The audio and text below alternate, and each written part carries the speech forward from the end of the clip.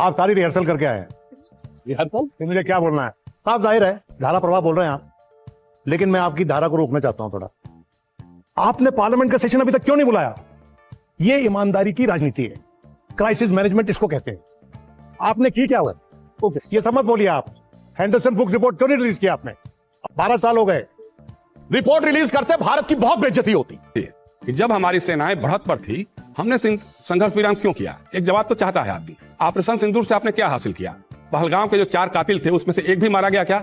एक भी आतंकी सरगना हाफिज सईद, सैयद सलाहुद्दीन, मसूद अजहर मारा गया क्या?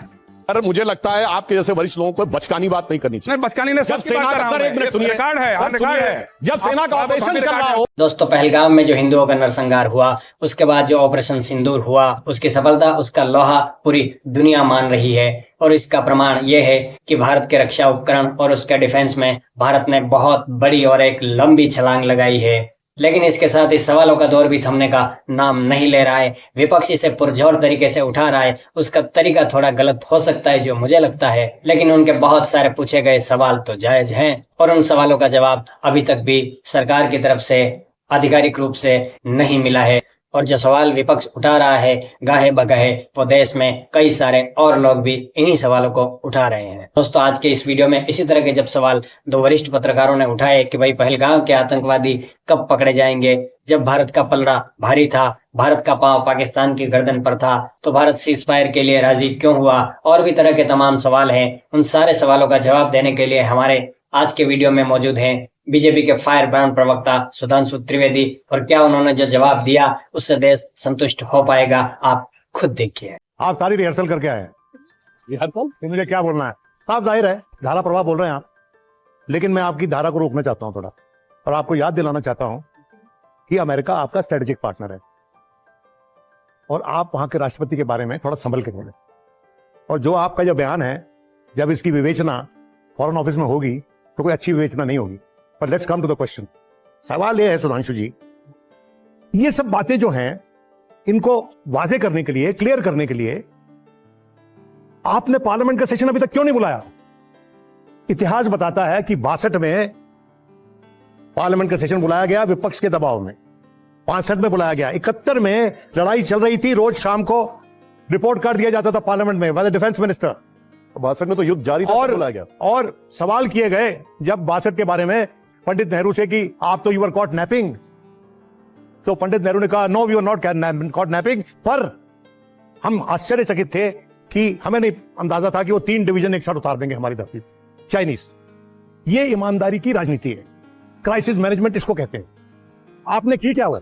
ओके, आपके भाई लोकतंत्र में जब आप मुझसे बताएंगे नहीं तो मैं कैसे इन्फॉर्म्ड क्रिटिसिज्म करूंगा आपका? ठीक है, आपके दो सवाल है। वैसे विनोद जी, कोई आवश्यकता नहीं थी व्यक्तिगत कहने की, मुझे कोई रिहर्सल करने की जरूरत नहीं। मजाक कर रहा था। रोज 3-4 घंटा रिहर्सल होता है। Very good, you know, I know you are good. 3-4 घंटे होता है। अब रही बात इसकी, मैं ये कहना चाहता हूं, आप जैसे वरिष्ठ पत्रकार से ये नहीं कहना चाहिए स्पेशल सेशन बनाए। नवंबर दिसंबर में हमेशा भारत का शीतकालीन सत्र चल रहा होता है। 62 भी नवंबर था, उस समय सेशन चल रहा था, और 71 भी दिसंबर था, कोई स्पेशल सेशन नहीं बनाया गया। अब दूसरी बात, एक सर सुनिए, ईमानदारी तो गजब की है। मतलब ये कह रहे हैं कि हमें अंदाजा नहीं था कि 3 डिवीजन उतार देगा। ये ईमानदारी है या लापरवाही है?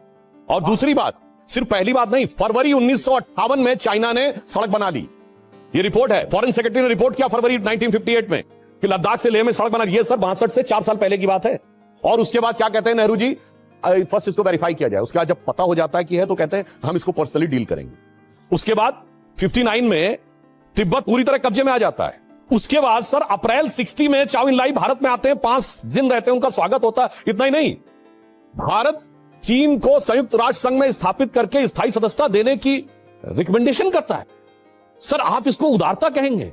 और ड्वाइट आइजनहावर की प्रेसिडेंशियल आर्काइव से कहती है कि 1958 में नेहरू से आके अमेरिकी राजदूत ने पूछा कि भारत कितने समय में परमाणु बम बना सकता है। उन्होंने भाभा से पूछ के कहा 1 साल में, यानी 59 में हम बनाने की स्थिति में थे। परंतु नेहरू ने कहा हम आइजनहावर की एटम फॉर पीस पॉलिसी के अनुसार हम नहीं बनाएंगे, और साहब नहीं बनाया। और उसके बाद 60 में जब पूरी बात कह रहे थे, जॉन एफ कैनेडी ने जब पता चला कि चाइना करने वाला है तो अमेरिका ने कहा हम बना के दे देते हैं, क्योंकि वो नहीं चाह रहा था किसी कम्युनिस्ट कंट्री की बात एशिया में हो। तो कहा अब हम नहीं बनाएंगे क्योंकि हम चीन के साथ लड़ना नहीं चाहते। और उसके बाद सर 19 नवंबर 1962 को नेहरू ने जो लेटर लिखा है कैनेडी को, जो कैनेडी लाइब्रेरी द्वारा 2010 में डिक्लासिफाइड किया गया है। इतना शर्मसार करने वाला लेटर है। वो कहते हैं आप हमें B-2 बॉम्बर्स के 2 स्क्वाड्रन भेजिए, अपने ही पायलट भेजिए, अपनी ही कमांड में भेजिए, अन्यथा चीन नॉर्थ ईस्ट को कब्जा कर लेगा। ये डिक्लासिफाइड लेटर है। 19 नवंबर 62 को 2010 में डिक्लासिफाइड हुआ और उस समय आपने हेंडरसन बुक्स रिपोर्ट क्यों नहीं रिलीज की? उस समय have you not release the Henderson books report? ये समझ बोलिए आप, हेंडरसन बुक्स रिपोर्ट क्यों नहीं रिलीज किया आपने? अब ये बताइए, यही तो मैं कह रहा हूं, अब तो 62 साल पुरानी रिपोर्ट। अरे भाई, आपकी सरकार 12 साल से है। अरुण जेटली जी प्रॉमिस करते थे हम रिलीज करेंगे, आपने नहीं की अभी तक।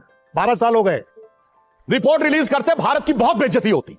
अच्छा, नेहरू की वो चीजें उभर के सामने आती जो हम नहीं चाहते थे कि एक लिमिट से ज्यादा देश की बेइज्जती हो। इसलिए मैं आपसे कहना चाहता हूं, और जो बातें पब्लिक डोमेन में है, 21 जून 52 को नेहरू से प्रेस कॉन्फ्रेंस में पूछा गया कि क्या आपने चीन की फौज को चावल दिए हैं, सप्लाई किया रसद? कहते हैं हाँ थोड़ा सा किया है। थोड़ा जानते कितना था? 3000 टन। लेकिन जबकि उस समय वो तिब्बत में अत्याचार कर रहे थे। ये तो सर वो है जो सरफेस पे आ गया।